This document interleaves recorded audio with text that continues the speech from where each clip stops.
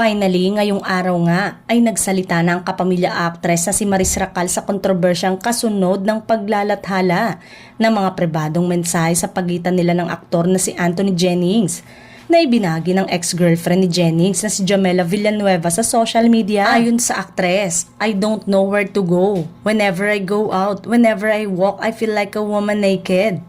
Hindi ko alam ano ang gagawin ko. I'm so embarrassed."